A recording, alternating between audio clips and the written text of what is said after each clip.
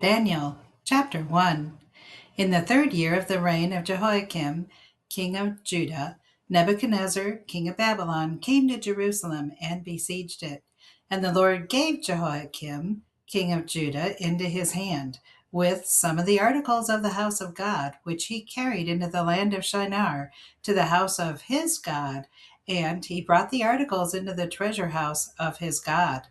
Then the king instructed Ashpenaz, the king of his eunuchs, to bring some of the children of Israel and some of the king's descendants and some of the nobles, young men in whom there was no blemish, but good-looking, gifted in all wisdom, possessing knowledge and quick to understand, who had ability to serve in the king's palace, and whom they might teach the language and literature of the Chaldeans.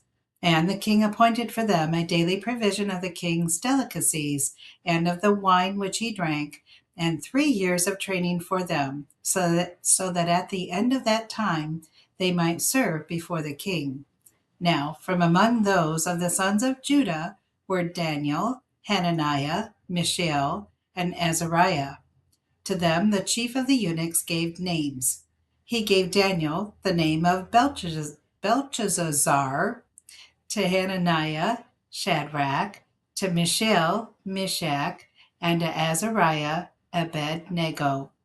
But Daniel purposed in his heart that he would not defile himself with a portion of the king's delicacies, nor with the wine which he drank. Therefore he requested of the chief of the eunuchs that he might not defile himself. Now God had brought Daniel into the favor and good will of the chief of the eunuchs, and the chief of the eunuchs said to Daniel, I fear my lord the king, who has appointed your food and drink.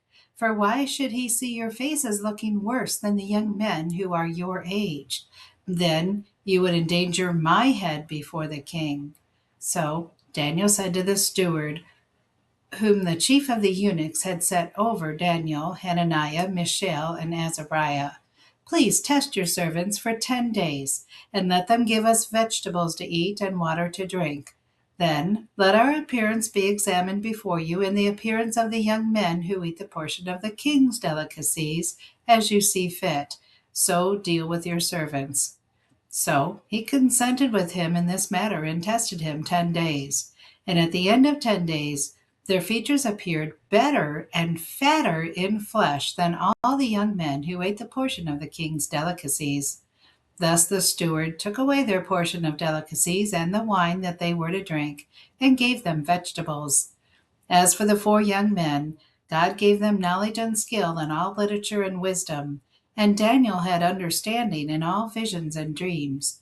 Now at the end of the days, when the king had said that they should be brought in, the chief of the eunuchs brought them in before Nebuchadnezzar. Then the king interviewed them, and among them all none was found like Daniel, Hananiah, Mishael, and Azariah. Therefore they served before the king. And in all matters of wisdom and understanding, about which the king examined them, he found them 10 times better than all the magicians and astrologers who were with him in all his realm. Thus Daniel continued until the 1st year of King Cyrus. Chapter 2. Now in the 2nd year of Nebuchadnezzar's reign, Nebuchadnezzar had dreams, and his spirit was so troubled that his sleep left him. Then the king gave the command to call the magicians, the astrologers, the sorcerers, and the Chaldeans to tell the king his dreams. So they came and stood before the king. And the king said to them, I've had a dream, and my spirit is anxious to know the dream. Then the Chaldeans spoke to the king in Aramaic. O king, live forever. Tell your servants the dream, and we will give you the interpretation. The king answered and said to the Chaldeans, My decision is firm. If you do not make known the dream to me and its interpretation, you shall be cut in pieces, and your houses shall be made an ash heap. However, if you tell me the dream and its interpretations, you shall receive from me gifts, rewards, and great honor. Therefore, tell me the dream and its interpretation. They answered again and said, Let the king tell his servants the dream, and we will give its interpretation. The king answered and said, I know for certain that you will gain time, because you see that my decision is firm. If you do not make known the dream to me, there is only one decree for you. For you have agreed to speak lying and corrupt words before me till the time has changed. Therefore tell me the dream, and I shall know that you can give me its interpretation. The Chaldeans answered the king and said, There is not a man on earth who can tell the king's matter. Therefore, no king, lord, or ruler has ever asked such things of any magician, astrologer, or Chaldean. It is a difficult thing that the king requests, and there is no other who can tell it to the king except the gods, whose dwelling is not with the flesh. For this reason, the king was angry and very furious, and gave the command to destroy all the wise men of Babylon. So the decree went out, and they began killing the wise men, and they sought Daniel and his companions to kill them. Then, with counsel and wisdom, Daniel answered Arioch, the captain of the king's guard, who had gone out to kill the wise men of Babylon. He answered and said to Arioch, the king's captain, Why is the decree from the king so urgent? Then Arioch made the decision known to Daniel. So Daniel went in and asked the king to give him time, that he might tell the king the interpretation. Then Daniel went to his house and made the decision known to Hananiah, Mishael, and Azariah, his companions, that they might seek mercies from God of heaven concerning this secret, so that Daniel and his companions might not perish with the rest of the wise men of Babylon. Then the secret was revealed to Daniel in a night vision.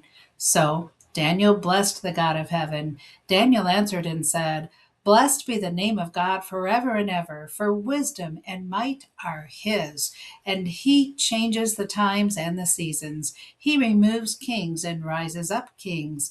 He gives wisdom to the wise and knowledge to those who have understanding. He reveals deep and secret things. He knows what is in the darkness, and light dwells in with him. I thank you and praise you, O God of my fathers. You have given me wisdom and might, and have now made known to me what we asked of you. For you have made known to us the king's demand. Therefore Daniel went to Arioch, whom the king had appointed to destroy the wise men of Babylon. He went and said thus to him, Do not destroy the wise men of Babylon. Take me before the king, and I will tell the king the interpretation. Then Arioch quickly brought Daniel before the king, and said thus to him, I have found a man of the captives of Judah, who will make known to the king the interpretation. The king answered and said to Daniel, whose name was Belteshazzar, Are you able to make known to me the dream which I have seen, and its interpretation? Daniel answered in the presence of the king and said, The secret which the king has demanded, the wise men, the astrologers, the magicians, and the soothsayers cannot declare to the king. But there is a God in heaven who reveals secrets, and he has made known to King Nebuchadnezzar what will be in the latter days. Your dream and the visions of your head upon your bed were these. As for you, O king, thoughts came to your mind while on your bed about what would come to pass after this, and he who reveals secrets has made known to you what will be. But as for me, this secret has not been revealed to me, because I have more wisdom than any living, but for our sakes, who make known interpretation to the king, and that you may know the thoughts of your heart. You, O king, were watching, and behold, a great image, this great image, whose splendor was excellent, stood before you, and its form was awesome. This image's head was of fine gold, its chest and arms of silver, its belly and thighs of bronze, its legs of iron, its feet partly of iron and partly of clay. You watched while a stone was cut out without hands, which struck the image on its feet of iron and clay, and broke them to pieces. Then the iron, the clay, the bronze, the silver, and the gold were crushed together, and became like chaff from the summer threshing floors. the wind carried them away so that no trace of them was found. And the stone that struck the image became a great mountain and filled the whole earth. This is the dream. Now we will tell the interpretation of it before the king. You, O king, are a king of kings, for the God of heaven has given you a kingdom, power, strength, and glory. And wherever the children of men dwell, or the beasts of the field and the birds of the heaven, he has given them into your hand, and has made you ruler over them all. You are this head of gold. But after you shall rise another kingdom inferior to yours, then another, a third kingdom of bronze, which shall rule over all the earth. And the fourth kingdom shall be as strong as iron, inasmuch as iron breaks in pieces and shatters everything, and like iron that crushes, that kingdom will break in pieces and crush all the others. Whereas you saw the feet and toes, partly of potter's clay and partly of iron, the kingdom shall be divided. Yet the strength of the iron shall be in it, just as you saw the iron mixed with the ceramic clay. And as the toes of the feet were partly of iron and partly of clay, so the kingdom shall be partly strong and partly fragile. As you saw iron mixed with ceramic clay, they will mingle with the seed of men, but they will not adhere to one another, just as iron does not mix with clay.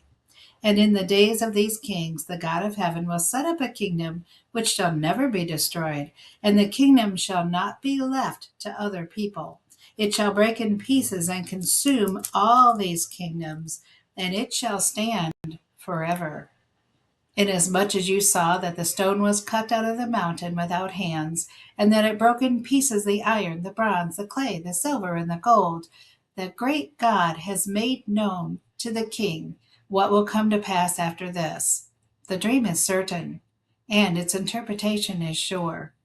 Then King Nebuchadnezzar fell on his face prostrate before Daniel, and commanded that they should present an offering and incense to him. The king answered Daniel and said, Truly, your God is the God of gods, the Lord of kings, and a revealer of secrets, since you could reveal this secret. Then the king promoted Daniel and gave him many great gifts, and he made him ruler over the whole province of Babylon and chief administrator over all the wise men of Babylon. Also, Daniel petitioned the king, and he set Shadrach, Meshach, and Abednego over the affairs of the province of Babylon. But Daniel sat in the gate of the king.